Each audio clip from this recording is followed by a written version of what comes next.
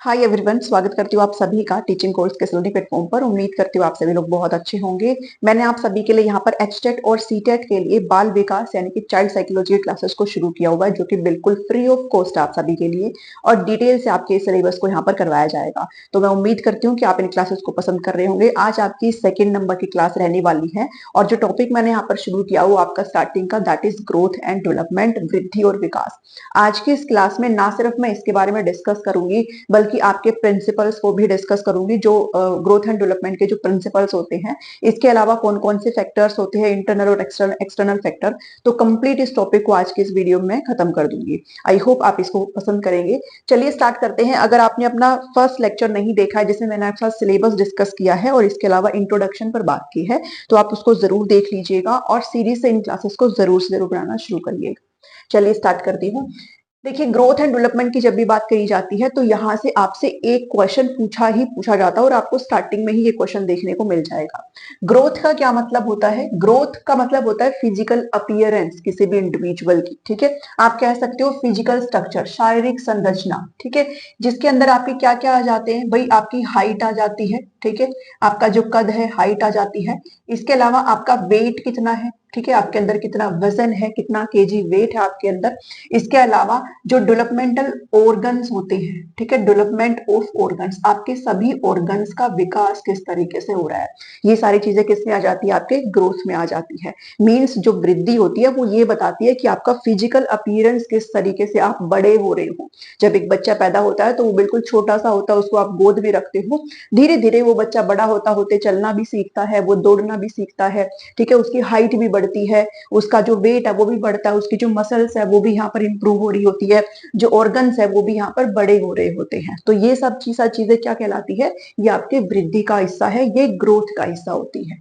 ठीक है, ये जो होता है मात्रात्मक होता है, क्वांटिटेटिव होता है, ध्यान में रखिएगा। मीन्स आप इनको मेजर कर सकते हो, आप जो है माप सकते हो इस चीज को।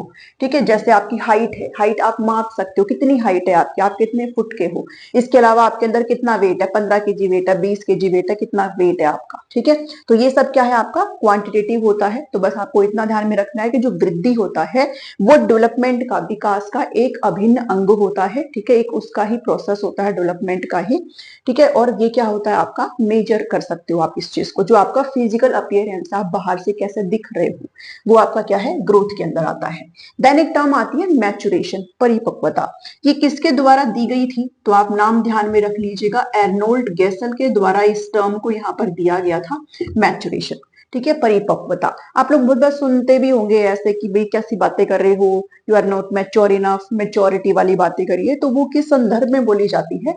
ये जो विकास का प्रोसेस होता है, ये जो डेवलपमेंट, ये जो मैच्योरिटी होती है, जो परिपक्वता होती है, वो किसकी प्रक्रिया होती है? विकास की प्रक्रिया होती है। ठीक है, इसी का ही एक अंग होता है। जैसे ग्रोथ है ना, इसी तरीके से ये होता है मैच्योरिटी। ठीक है, क्योंकि अगर मैच्योर ही नहीं होगा कोई पर्सन तो उसके जो डोमेन्स, जो डेवलपमेंटल डोमेन्स है, वो उसके अच्छे तरीके से नहीं विकसित हो पाएंगे। तो इसको मैं एक्सप्लेन भी करूंगी, ध्यान देना। ये क्या है? एक ऑटोमेटिक प्रोसेस होती है। ठीक है, आप कह सकते हो स्वचालित प्रक्रिया होती है। इसके लिए आपको अलग से कोई भी स्कूल ज्वाइन नहीं करना होता कि भाई मुझे मैच्योर होना है तो चलो मैं इसकी ट्रेनिंग ले लेता हूँ। एक नेचुरल प्रोसेस है, अपने अंदर मैच्योरिटी सेल्फ आ जाती है। ठीक है, जैसे भाई आप फिजिकली, शारीरिक रूप से आप परिपक्व होते हो, मैच्योर होते हो। मींस जब एक बच्चा छोटा होता है फिर धीरे धीरे उसका क्या हो रहा है, मतलब उसका जो फिजिकल डेवलपमेंट है। ठीक है, फिजिकल डेवलपमेंट क्या होता है? शारीरिक विकास। वो यही चीजें होती है कि अपीयरेंस। ठीक है, तो वो धीरे धीरे बच्चा क्या हो रहा होता है? बड़ा होता रहता है। जैसे एक छोटा बच्चा है, वो पहले क्या है भाई? लेटा रहता है, फिर वो थोड़ा सा उठना बैठना सीखता है, फिर वो धीरे धीरे मतलब जो है घुटने के बल चलना सीखता है, फिर वो धीरे धीरे चलना सीखता है। ठीक है, खड़े होकर के अपने खुद के दम पर चलना सीखता है। तो वो कब हो रहा होता है? जब उसकी मसल्स जो है मैच्योर हो रही होती है, तभी तो वो चल पाएगा, ऐसा थोड़े ना चल देगा वो। ठीक है, तो फिजिकली कोई भी पर्सन जो है वो मैच्योर होता है कब? जब उसका अच्छे तरीके से यहाँ पर ग्रोथ हो रही होती है। इसके अलावा कॉग्निटिवली मैच्योर। ठीक है, यहाँ से बुद्धि बुद्धि से भी क्या है? हम लोग मैच्योर हो रहे होते हैं। अब एक छोटा बच्चा, उसके सामने मैं कुछ भी गाने लग जाऊं लेकिन वो उस लेवल की मैच्योर ही नहीं है। ठीक है, मैं उसको ये पढ़ाने लग जाऊं कि ग्रोथ क्या है, होता है, ये थ्योरम्स क्या होती है, अगर किसी 5वीं क्लास के बच्चे को मैं पढ़ाने लग जाऊं तो उसको नहीं समझ में आएगा, बिकॉज वो वहां तक मैच्योर अभी हुई नहीं है उस चीज के लिए। ठीक है, तो कॉग्निटिवली मैच्योर में संज्ञानात्मक रूप से परिपक्व, तो अब उसकी लर्निंग तभी हो सकती है जब वो उस लेवल पर मैच्योर हो चुका हो। ठीक है।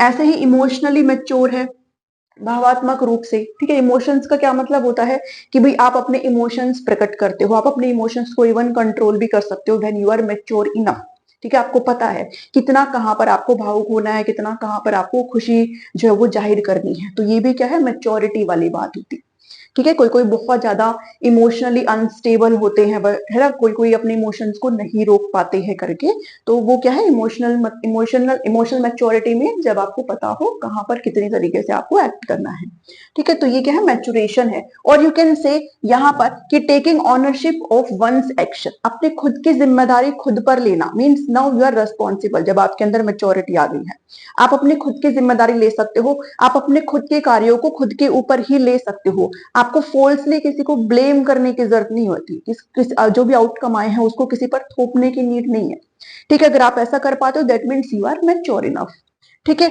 इसके बाद आती है हमारी मेन टर्म्स, दैट इज विकास, डेवलपमेंट। ओके, डेवलपमेंट क्या होता है, कंटिन्यूअस तो होता ही होता है, बट ध्यान दीजिएगा जो डेवलपमेंट होता है, ठीक है, उसमें आपका growth plus maturation plus learning, ठीक है। ये जो इक्वेशन है इसको ध्यान में रखिएगा, क्योंकि किसी भी इंडिविजुअल का जब अच्छे से ग्रोथ हो रहा होता है, ठीक है, वो अच्छे से बढ़ रहा होता है, उसका जो वृद्धि अच्छे से हो रही है, अगर वो मैच्योर अच्छे से हो रहा है, अगर उसकी लर्निंग भी टाइम टू टाइम हो रही है, दैट मीन्स उसका ऑल ओवर क्या हो रहा होता है, यहाँ पर डेवलपमेंट हो रहा होता है, ठीक है। तो डेवलपमेंट एक कॉन्टिन्यूस प्रोसेस है, लगातार चलने वाली प्रक्रिया है, कभी भी ना रुकने वाली प्रक्रिया है। और आप यहाँ पर कह सकते हो वोम टू टोम, ठीक है।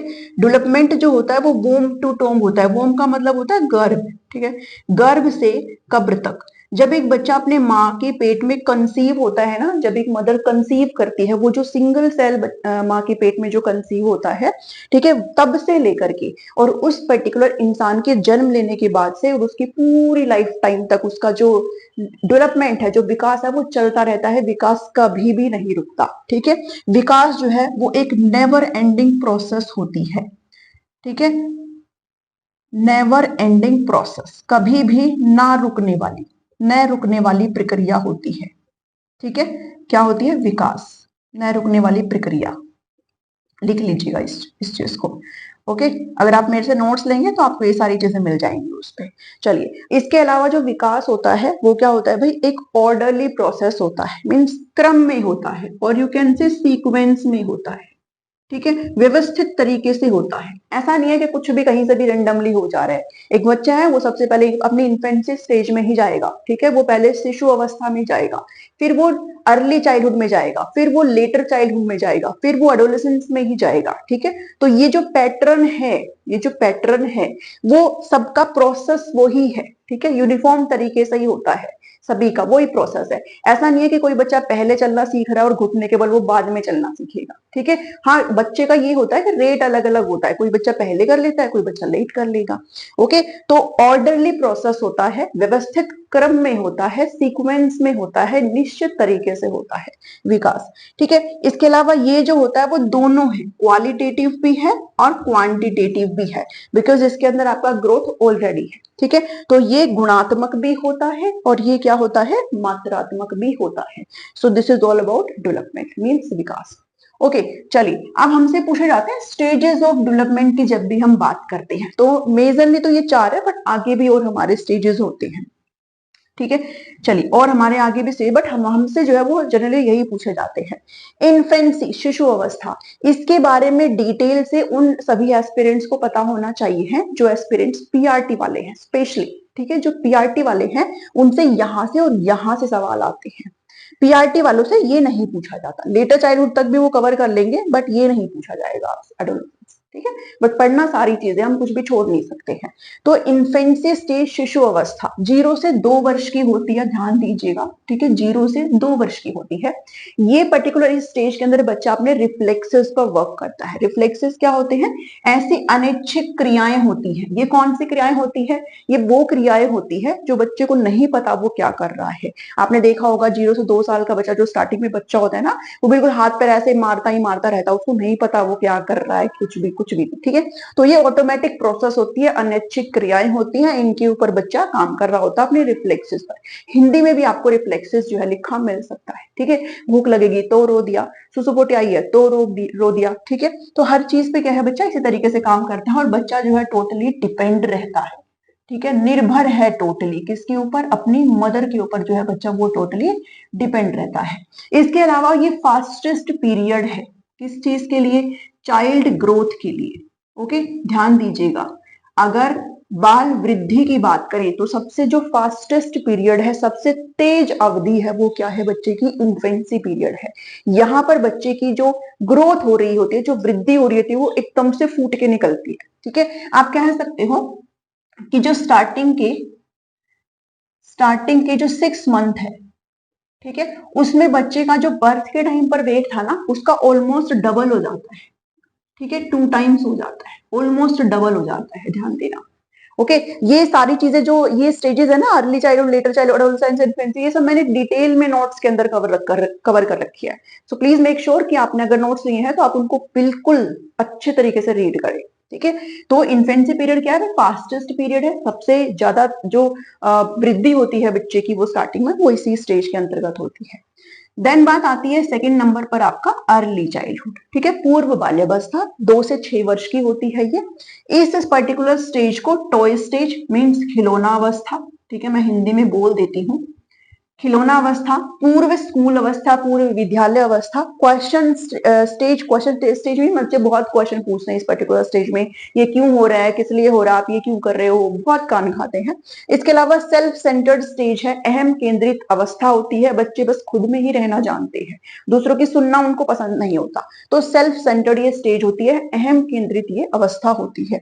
इसमें बच्चे का जो लैंग्वेज डेवलपमेंट हो रहा होता है वो बहुत फास्ट हो रहा होता है, भाषा विकास अगर आपसे पूछा जाए तो किस पर्टिकुलर स्टेज में बच्चे का अच्छे से होता है, वो होता है अर्ली चाइल्डहुड में, ठीक है। देन आती है हमारी थर्ड नंबर की लेटर चाइल्डहुड, ये दोनों ही आपके चाइल्डहुड ही है, बाल्यावस्था ही है, जिसको 2 पार्ट में डिवाइड कर रखा है। लेटर चाइल्डहुड उत्तर बाल्यावस्था है, 6 से 11 वर्ष की अवस्था है, ईयर है भाई, ठीक है, 6 से 11 वर्ष की अवस्था है। इसमें बच्चा स्कूल जा रहा है, ठीक है, तो इसको विद्यालय अवस्था, एलिमेंट्री मीन्स प्रारंभिक जो शिक्षा होती है बच्चे के इस पर्टिकुलर स्टेज में होती है, तो इसको एलिमेंट्री स्टेज बोलते हैं। ट्रबलसम, कष्टकारी, बहुत प्रॉब्लमेटिक होते हैं बच्चे इस पर्टिकुलर स्टेज में। इसके अलावा इसको गैंगेज बोला जाता है, दैट मीन्स समूह गैंगेज मतलब गिरोह आयु, ठीक है, गिरोह आयु या फिर समूह आयु आप इसको कह सकते हैं।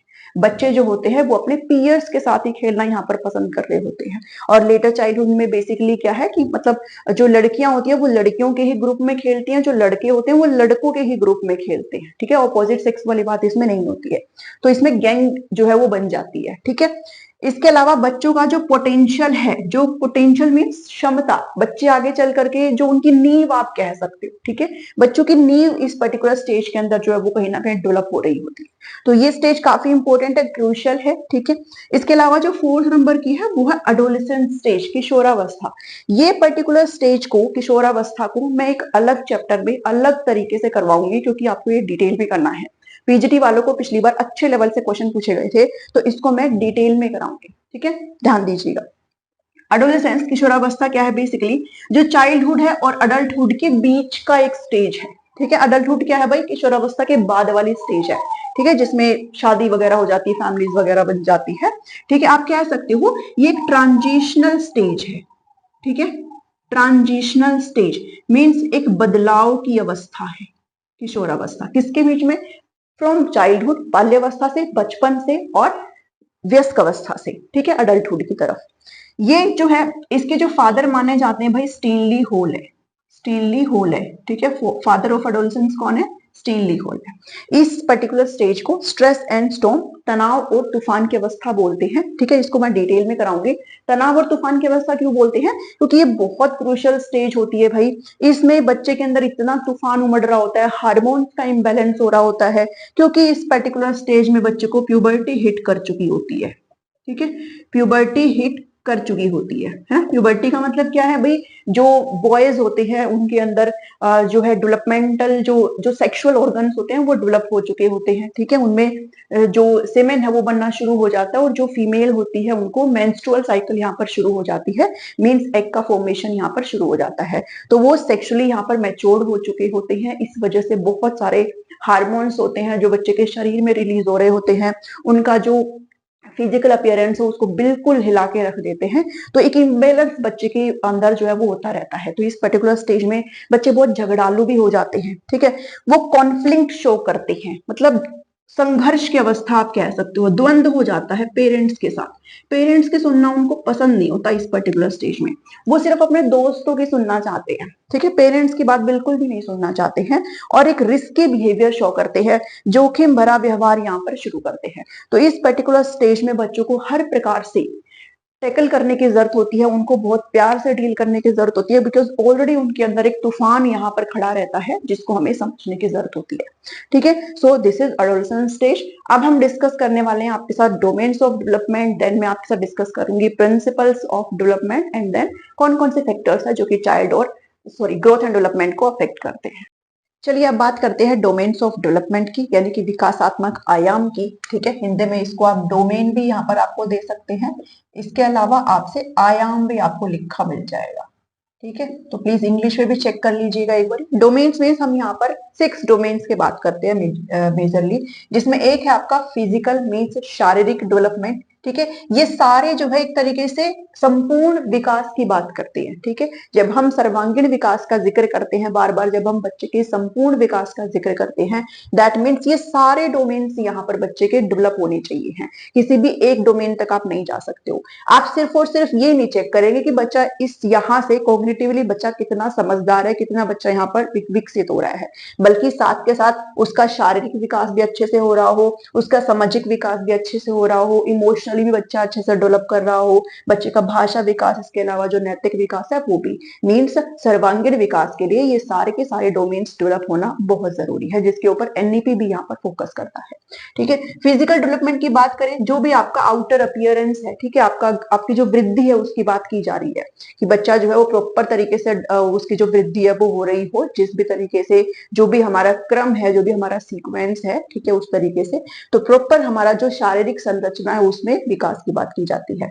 कॉग्निटिव का मतलब है भाई आप कैसे परसीव करते हो, आपका प्रॉब्लम सॉल्विंग, आप समस्या का समाधान किस तरीके से कर रहे हैं। तो आपका जो भी दिमागी पार्ट है वो सारा कॉग्निशन से यहाँ पर कहीं ना कहीं डिपेंड करता है, ठीक है। आप कैसे प्रॉब्लम सॉल्व कर रहे हो, आपकी डिसीजन मेकिंग पावर, निर्णय लेने की क्षमता, तो ठीक है, वो सारी चीजें आपका कॉग्निटिव डेवलपमेंट के अंतर्गत आता है।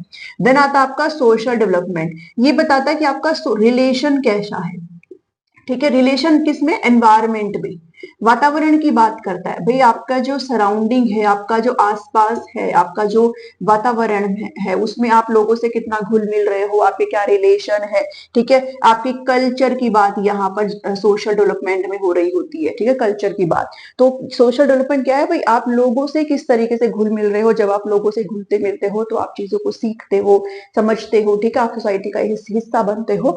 सो वो क्या है, सोशल डेवलपमेंट है। इसके अलावा इमोशनल डेवलपमेंट, भावात्मक विकास की भी बात की जाती है। मीन्स इमोशनली आप कितने सही हो, आपको पता है कितना इमोशंस आपको यहाँ पर जो है, जब आप दुखी होते हो तो आप सैड वाले इमोशंस जाहिर करते हो, जब आपको कुछ अच्छा लग रहा होता है, आप बहुत खुश होते हो तो आप खुश होकर के अपने इमोशंस जो है वो जाहिर कर रहे होते हो, ठीक है। ऐसा नहीं है कि बिल्कुल ही इम्बेलेंस स्टेट में आपको पता ही नहीं है आपको कौन से इमोशंस जो है वो कब जाहिर करने हैं।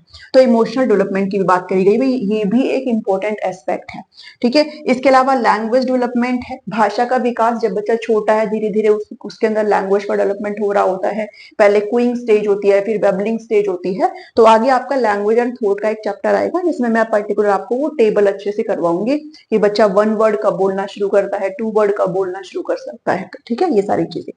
देन आती है मोरल डेवलपमेंट, नैतिक विकास की स्टेज, ठीक है। नैतिक विकास क्या है, बेसिकली राइट एंड रॉन्ग, ठीक है, राइट एंड रोंग के बीच में जब बच्चा पता लगा ले भाई क्या सही है और क्या गलत है, जब ये बच्चा अच्छे से पता लगा सकता है तो वो मोरालिटी बच्चे के अंदर डेवलप हो रही है, जिसमें हम कोलबर्ग को यहाँ पर पढ़ेंगे, पियाजे को हम यहाँ पर पढ़ेंगे। इसके अलावा रीजनिंग के साथ अगर आप बता पा रहे हो, ओके, तर्क के साथ जब आप बता पा रहे हो दैट मीन्स मोरालिटी कहीं ना कहीं आपके अंदर लाई करती है। तो ये सारे डोमेन्स है जो कि टोटल डेवलपमेंट की बात करते हैं, सर्वांगीण विकास की बात करते हैं। ओके, अब चलते हैं प्रिंसिपल्स के ऊपर। तो ये कुछ प्रिंसिपल्स है जो आपको स्क्रीन पर दिखाई दे रहे हैं। ये प्रिंसिपल्स आपको बिल्कुल अच्छे तरीके से आने चाहिए हैं, बिकॉज एक क्वेश्चन आपसे यहाँ पर पूछा जाता है।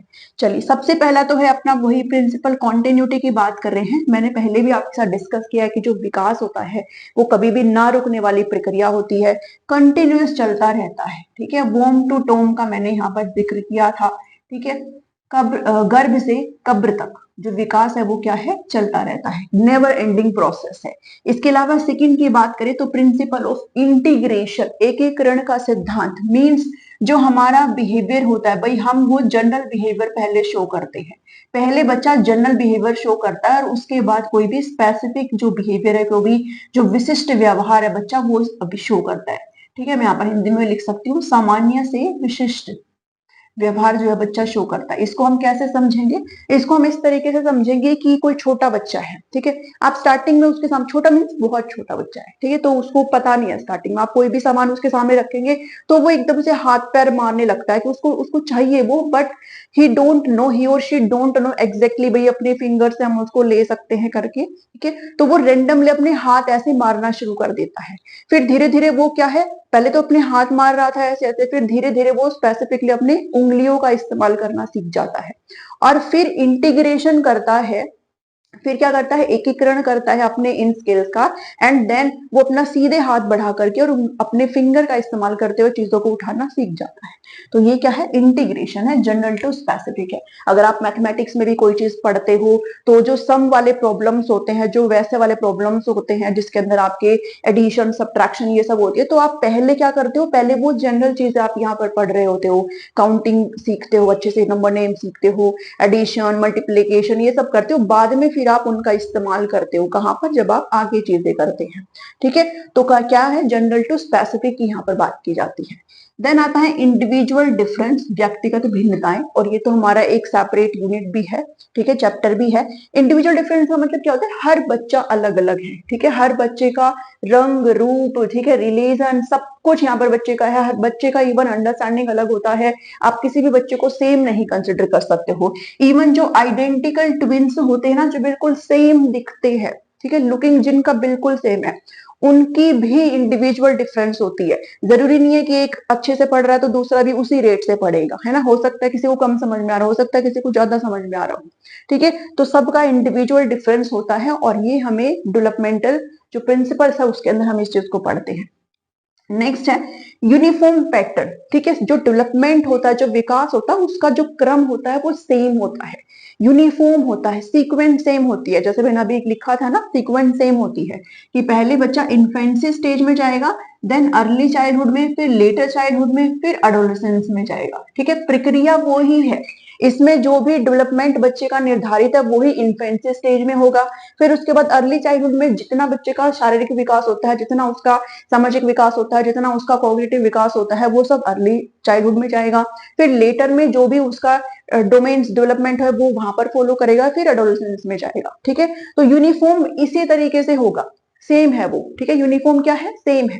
ठीक है, या बल्कि जो ये वाला जो है ना, ये दोनों, इसको मैं रिलेट करते हुए बता देती हूँ। फिफ्थ वाला कह रहा है कि lack of uniformity in developmental rate. मैंने कहा कि जो विकास होता है उसका जो यूनिफॉर्म प्रोसेस होता है, ठीक है, यूनिफॉर्म प्रोसेस है, वो इसी चीज को फॉलो करेगा, बट रेट अलग अलग हो सकता है। ठीक है, दर जो है वो अलग अलग हो सकती है। कैसे, जैसे मुझे पता है बच्चा जब इन्फेंसी स्टेज में है तो वो धीरे धीरे, पहले तो वो लेटा रहता है, ठीक है, फिर वो पलटी मारना शुरू करता है, फिर वो बैठना सीखता है, फिर वो धीरे धीरे घुटने के बल चलता है, एंड देन जो बच्चे होते हैं, जनरली जो बच्चे होते हैं वो 1 साल के बाद जो है चलना शुरू कर देते हैं। कोई कोई बच्चे अपने फर्स्ट बर्थडे से पहले भी चलने लग जाते हैं। ठीक है, और कोई कोई बच्चे हैं वो 2-2 साल तक चल पाते हैं। तो मैंने क्या कहा कि चलेंगे तो वैसे ही, प्रोसेस तो वो ही है कि पहले बैठना सीखेंगे, फिर घुटने के बल चलेंगे, फिर लड़खड़ाएंगे, फिर गिरेंगे, एकदम से कोई चल के नहीं भगता, लेकिन रेट अलग अलग हो सकता है। ठीक है, जैसे कोई बच्चा 1 साल में चल जाता है,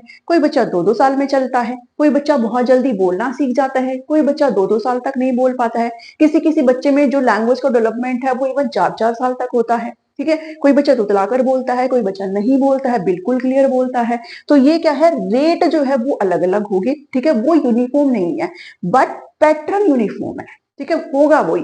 पहले दूध के दांत ही झड़ेंगे, फिर आएंगे वैसे वाले दांत, ठीक है, पैटर्न वही है, किसी के जल्दी झड़ जाएंगे, किसी के बाद में झड़ जाएंगे, ठीक है, थोड़ा सा इधर उधर हो सकती है, बट पैटर्न क्या है, यूनिफॉर्म है। नेक्स्ट देखेंगे interaction between heredity and develop environment. तो ध्यान देना, डेवलपमेंट क्या है भाई, एक ज्वाइंट प्रोडक्ट होता है हेरिडिटी का और एनवायरमेंट का, ठीक है। ये जो इक्वेशन है वो वुडवर्थ के द्वारा दी गई थी कि जो आपकी हेरिडिटी है उस पर भी आपका विकास निर्भर करता है, अनुवांशिकता, जो ट्रेट्स आपको आपके पेरेंट्स से मिले हैं, और जो वातावरण है जिसमें कोई भी बच्चा जो है वो इन्वॉल्व कर रहा है, जिसके साथ वो इंटरेक्शन कर रहा है, वो भी बहुत रोल प्ले करता है किसमें, विकास में। तो हम ये नहीं कह सकते हैं कि विकास जो है वो सिंगल हेरिडिटी पर डिपेंड करता है, नो, विकास हेरिडिटी पर भी डिपेंड करता है, और विकास जो है वो एनवायरमेंट पर भी बहुत ज्यादा असर डालता है, ठीक है, ध्यान दीजिएगा इस चीज को। जैसे मान लीजिए कोई पेरेंट्स हैं और बहुत अच्छे पढ़े लिखे हैं, तो ऑब्वियस सी बात है जो ट्रेड्स उनके अंदर है, जो इंटेलिजेंस उनके अंदर है, वो उनके बच्चे के अंदर भी पास ऑन होगी। तो अगर पास ऑन होगी, बच्चा ऑलरेडी जो है इनहेरिट करके आया है अपने पेरेंट्स के ट्रेट को, पढ़ने की कैपेसिटी को, बुद्धि को ऑलरेडी जो है इनहेरिट करके आया है, तो अगर उसको एनवायरमेंट भी वैसा मिल जाए तो फिर वो अपने पेरेंट्स की तरह अच्छा चलेगा। लेकिन अगर बाई एनी चांस कुछ ऐसा हो कि उस बच्चे को एनवायरमेंट नहीं मिला, तो फिर कोई फायदा नहीं है कि वो जो ट्रेट उसने इनहेरिट किया है अपने पेरेंट्स के थ्रू, फिर वो कर कुछ और रहा है, उसको फिर वो एनवायरमेंट नहीं मिला ना उस चीज का, ठीक है। तो दोनों पर ही जो है विकास क्या करता है, निर्भर करता हूँ। ये ज्वाइंट प्रोडक्ट है, ध्यान में रखना, ठीक है, क्या है, प्रोडक्ट का साइन है बीच में। इसके अलावा विकास जो होता है वो इंटर रिलेटेड होता है, अंतर संबंधित होता है। इसका मतलब क्या है, जो हमने डोमेन्स अभी यहाँ पर पढ़े, जैसे फिजिकल डेवलपमेंट हो गया, ठीक है, आपका cognitive development, social, emotional, language, moral, ये सारे के सारे जो डोमेन्स होते हैं ना, वो आपस में रिलेटेड होते हैं, ठीक है। आप किसी भी एक डोमेन को अगर आपका इफेक्ट होगा ना, तो दूसरे अदर डोमेन भी आपकी बाधित हो, ठीक है, ध्यान में देना। अगर किसी का शारीरिक विकास अच्छे से नहीं हुआ है, उसको वो पोषण अच्छे से नहीं मिला है, उसको अगर मान लीजिए उसको कोई बीमारी हो गई है, दैट मीन्स उसका जो अदर डोमेन्स है वो भी यहाँ पर कहीं ना कहीं क्या होंगे, बाधित होंगे। तो जितने भी ये डोमेन्स है वो क्या करते हैं, आपस में रिलेटेड होते हैं, ठीक है, एक दूसरे से संबंधित होते हैं। इसलिए टोटल डेवलपमेंट के अंदर हम सभी को देख करके चलते हैं कि भाई बच्चे का सर्वांगीण विकास तभी होगा जब इन सभी डोमेन्स के अंदर बच्चा डेवलप कर रहा होगा, ठीक है। इसके अलावा आठवां है, ध्यान देना भाई, बहुत आसान भी है और पूछा भी जाता है, पिछली बार केवीएस में पूछा गया था यहाँ से, डायरेक्शन, दिशा का सिद्धांत। तो इसमें दो डायरेक्शन देखते हैं, एक है केफालोपोडल, एक है प्रोक्सिमोडिस्टल, ठीक है, प्लीज हिंदी में ना जाना, इंग्लिश में देख लेना। तो केफालोपोडल और प्रोक्सिमोडिस्टल, केफालोपोडल वो होता है जिसमें जो विकास होता है वो हेड टू फुट होता है, ठीक है, सिर से पैर की तरफ विकास होता है, किसके अंदर, केफालोपोडल में, सिर से पैर की तरफ। और प्रोक्सिमोडिस्टल क्या है, जिसमें जो विकास है वो सेंटर टू आउटवर्ड होता है, केंद्र से बाहर की तरफ होता है, ठीक है। अगर मैं केफालोपोडल की बात करूं तो विकास जो है वो सिर से पैर की तरफ होगा, अगर मैं प्रोक्सिमोडिस्टल की बात करूं तो सेंटर टू आउटवर्ड होगा विकास। हमेशा इस चीज को क्या करेंगे, आप रट लेंगे, ध्यान में रखेंगे, क्योंकि पूछा जाता है, ठीक है, हिंदी में लिख लेना सिर से पैर, और ये केंद्र से बाहर की ओर, ओके। चलिए, इसके बाद जो हमारा 9th नंबर पर प्रिंसिपल है वो है प्रिडिक्टेबिलिटी, पूर्वानुमान, ठीक है। हम जो है विकास को प्रिडिक्ट कर सकते हैं, ठीक है। आप समझ सकते हो, आप ये नहीं कह सकते भाई फ्यूचर में बंदा ये कर लेगा, ये बच्चा जो है वो तो आईएएस बन जाएगा, इतना लंबा नहीं प्रिडिक्ट कर सकते हैं, ठीक है। ऑल्दो बच्चे की जो परफॉर्मेंस है वो बच्चा स्कूल में किस तरीके वो बता भी देता है, बट हम यहाँ पर प्रिडिक्टेबिलिटी की बात कर रहे हैं कि जो हमारे स्टेजेस है, early childhood, infancy, early childhood, letter childhood, adolescence, ऐसे। तो बच्चा अर्ली चाइल्डहुड में किस तरीके से परफॉर्म कर रहा है, बच्चा लेटर चाइल्ड में किस तरीके से परफॉर्म कर रहा है, तो उससे हम कहीं ना कहीं प्रिडिक्ट कर सकते हैं, हम अनुमान लगा सकते हैं कि बच्चा इस स्टेज तक जा सकता है। तो विकास क्या है, पूर्वानुमानित है, ठीक है, हम उसके बारे में पहले से ही प्रिडिक्ट कर सकते हैं।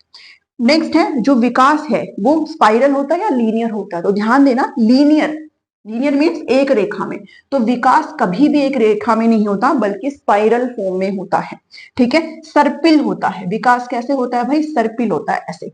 एक यूनिफॉर्म का मतलब क्या है कि कहीं पर आप रुके ही नहीं, आपकी कंटिन्यूअस ग्रोथ होती ही चली जा रही है, आप कंटिन्यूअस डेवलपमेंट कर रहे हो, ऐसा नहीं होता है, ठीक है। कभी कभी रुक भी जाती है चीजें, ठीक है, तो थोड़ा सा हमें बाधा भी होती है उस चीज में, तो हम ये नहीं कह सकते कि लीनियर है, हम कहेंगे कि वो क्या है, स्पाइरल फॉर्म में, ओके। नेक्स्ट है 11 पर विकास जो है वो कैसा होता है भाई, concrete to abstract. Concrete to abstract means मूर्त से अमूर्त की ओर होता है। कंक्रीट का मतलब क्या होता है कि हम पहले चीजों को खुद एक्सपीरियंस करते हैं, एक्सप्लोर करते हैं, ऐसे ऑब्जेक्ट से हम सीखते हैं जो हमारे सामने प्रेजेंट हो। तो कंक्रीट ऑब्जेक्ट्स ऐसे ऑब्जेक्ट होते हैं जिनके साथ हम खुद इन्वॉल्वमेंट रख के चलते हैं, ठीक है, वो होते हैं कंक्रीट ऑब्जेक्ट। और एब्स्ट्रैक्ट का मतलब क्या है, जब आप दिमागी रूप से सोचने लग जाते हो, वो चीज आपके सामने है नहीं, बट आप हाइपोथेटिकली सोच रहे हो कि अच्छा ऐसे हो सकता है, वैसे हो सकता है। और वो कब होगी, जब आप पहले कंक्रीट ऑब्जेक्ट्स के साथ लर्निंग करेंगे, पहले आप मूर्त चीजों के साथ जो है लर्निंग करेंगे, बाद में आप अमूर्त की तरफ बढ़ते हो, ठीक है। तो कंक्रीट टू एब्स्ट्रैक्ट होगा। फिर है आपका association of maturation and learning, परिपक्वता और अधिगम के बीच साहचर्य। एसोसिएशन, साहचर्य मीन्स रिलेशन है एक तरीके से इनके बीच में। आपको पता है भाई, लर्निंग करने के लिए, सीखने के लिए किसी भी पर्सन का मेच्योर होना जरूरी है, ठीक है। आप मेच्योर इनफ हो तो मैं आपके सामने ये चीजें रख रही हूँ, आपको समझ में आ रहा है, because you are mature enough, ठीक है। मेच्योर भी और मीन्स आप जब तक मेच्योर नहीं होंगे तो आप उस चीज को सीख नहीं पाएंगे। मेच्योर मीन्स आप मोटिवेटेड भी तो हो सकते हो ना साथ के साथ, तो आप मोटिवेटेड भी होंगे अंदर से, भाई आपको एस्टेट क्लियर करना ही करना है। तो लर्निंग के लिए ये चीजें जरूरी होती है, ठीक है। तो अगर आप मेच्योर हो तो ही आपकी क्या हो सकती है, यहाँ पर लर्निंग हो सकती है। तो दोनों के बीच में क्या है, एक रिलेशन है। नेक्स्ट आता है टोटल डेवलपमेंट की बात, संपूर्ण विकास, ठीक है। जैसे मैंने कहा यहाँ पर हम किस विकास की बात करते हैं, हम होलिस्टिक डेवलपमेंट की बात करते हैं, ठीक है। और यू कैन से हम सर्वांगीण विकास की बात करते हैं। और जब सर्वांगीण विकास का जिक्र आ गया, दैट मीन्स हम सिर्फ और सिर्फ उसको कॉग्निटिव तरीके से नहीं जांचेंगे, बल्कि उसके ऑल ओवर एस्पेक्ट्स के बारे में हम यहाँ पर बात करेंगे कि बच्चे के ये सारे के सारे जो डोमेन सब वो क्या होने चाहिए है, डेवलप होने चाहिए। Okay, so these are the principle. I hope आपको समझ में आए होंगे। नाउ जो हमारा लास्ट बच जाता है, दैट इज फैक्टर्स, ठीक है। कौन कौन से कारक हैं, कौन कौन से कारक हैं जो वृद्धि और विकास को प्रभावित करते हैं, ठीक है, अफेक्ट करते हैं। वृद्धि और विकास को, ग्रोथ एंड डेवलपमेंट को क्या करते हैं, अफेक्ट करते हैं, ठीक है। ये क्या है भाई, वो कारक है। चलिए, दो कारकों की हम बात करते हैं। वन इज इंटरनल, जिनको आंतरिक कहा जाता है। सेकंड इज एक्सटर्नल, जिनको बाह्य कहा जाता है। इंटरनल मींस ये कार्य, ये जो कारक होते हैं वो किसी भी पर्सन के इंडिविजुअल अंदर होते हैं, निहित होते हैं, ठीक है, किसी भी व्यक्ति के अंदर निहित होते हैं। और ये जो एक्सटर्नल कारक है वो किसी भी पर्सन के आउटर में होते हैं, बाहर होते हैं, ठीक है। जैसे आप यहाँ पर समझ जाओगे। फर्स्ट वन है हेरिडिटी, आपका हो गया, बायोलॉजिकल हो गया, थर्ड आपका intelligence, and fourth one is emotional, भावात्मक। तो ये आपको पता है भाई, जो हेरिडिटी होता है वो नेचुरल होता है और वो उसका एनवायरमेंट से कोई लेना देना है नहीं, क्योंकि ये आपके पेरेंट्स के थ्रू आपको सारी चीजें मिली है। आपका अपीयरेंस कैसा होगा ये आपकी हेरिडिटी डिसाइड करती है, ठीक है। आपका अपीयरेंस कैसा होगा, आपकी बालों का टेक्सचर कैसा होगा, आपकी आंखें कैसी होगी, नाक मोटा होगा, पतला होगा, ये सब डिपेंड करता है आपने अपने पेरेंट्स से क्या इनहेरिट किया है।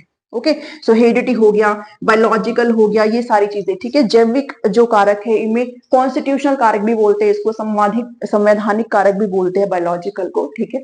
अगर कोई मतलब ये सारे कारक है जो वृद्धि और विकास को प्रभावित करते हैं। जैसे मान लीजिए अगर हम इसकी बात करते हैं बायोलॉजिकल की, तो पेरेंट्स को मान लीजिए आपके किसी जो पूर्वज हैं उनमें किसी को कुछ ऐसी बीमारी है, कोई ऐसा डिसीज है जो जीन्स के थ्रू ट्रांसफर होता रहता है। तो एक पीढ़ी में है तो वो दूसरी पीढ़ी में भी जाएगा, वो तीसरी पीढ़ी में भी जाएगा, मतलब वो उनके जीन्स में है, उनको निकालना नहीं जा सकता, वो फिर ट्रांसफर होती रहेगी। तो वो बच्चे के फिर ग्रोथ एंड डेवलपमेंट को क्या करेगा, प्रभावित करेगा, ठीक है। ऐसे ही बुद्धि है, बुद्धि आपका जो एक बेस है, बुद्धि का जो बेस है वो ऑलरेडी हमारी हेरिडिटी डिसाइड करती है। किसी भी बच्चे की जो बुद्धि होती है वो उसके पेरेंट से मिला हुआ जो ट्रेट है, जो गुण है, वो यहाँ पर एक जो बेस है वो बना करके चलती है बुद्धि। हाँ, उसके बाद फलती फूलती एनवायरमेंट में है, ठीक है। तो इंटेलिजेंस भी है यहाँ पर, जो क्या करती है, प्रभावित करती है। इसके बाद आपके इमोशनल फैक्टर्स है, भावात्मक जो कारक है वो आपके क्या करते हैं, प्रभावित करते हैं। अगर बात करें एक्सटर्नल की, तो इसमें आपका न्यूट्रिशन आ जाता है, मीन्स आपको कैसा पोषण दिया जा रहा है, ठीक है। आप तो हट्टे हट्टे पैदा हो गए हो, लेकिन अब आपको कौन सा घर मिला है, किस तरीके के परवरिश वहां पर की जा रही है, आपको ठीक तरीके से पोषण दिया जा रहा है कि नहीं दिया जा रहा है, आपको विटामिन अच्छे से मिल रहे हैं, आपको प्रोटीन अच्छे से मिल रहा है, ठीक है, सारी चीजें, कार्बोहाइड्रेट्स, कैल्शियम सब अच्छी मात्रा में मिल रहे हैं, दैट मीन्स आपका अच्छे से। लेकिन अगर आपका न्यूट्रिशन अच्छे से नहीं है तो फिर वो आपका फिजिकल डेवलपमेंट को क्या करेगा, प्रभावित करेगा। फिर कहीं ना कहीं आपके अदर जो डेवलपमेंटल डोमेन्स वो भी क्या होंगे, प्रभावित होंगे, ठीक है। ऐसे हेल्थ है, ठीक है, आपको कोई इश्यू है, कोई बीमारी है, ठीक है, कुछ भी है, कैसे भी है, तो वो आपको प्रभावित करेगा। आपका सोशियो इकोनॉमिक स्टेटस, सामाजिक आर्थिक स्थिति मैटर करती है भाई, आप किस मतलब आपके पास कितना पैसा है, ठीक है, आप कैसी स्टेटस में हो, ये भी बहुत मैटर करता है कि आपके वृद्धि और विकास को ये भी क्या करता है, प्रभावित करता है। Okay, so these are the factor जो कि मेजरली आपसे पूछे जाते हैं। तो आज की इस क्लास में इतना ही है। आई होप आपको ये चैप्टर समझ में आया होगा। आप चाहो तो इसका स्क्रीनशॉट ले सकते हो। मैं कोशिश क्या करूंगी कि मैं स्क्रीन से ऐसे हट जाऊं ताकि आप लोग इसका स्क्रीनशॉट ले पाए। ओके, तो आज के इस वीडियो में इतना ही है। कैसा लगा आपको ये क्लासेस? अब मैं मिलती हूँ नेक्स्ट वीडियो में। सभी प्लेलिस्ट का लिंक इस वीडियो के डिस्क्रिप्शन में आपको देखने को मिल जाएगा। अब मैं आपसे मिलती हूँ नेक्स्ट वीडियो में। Thank you, thanks for watching me.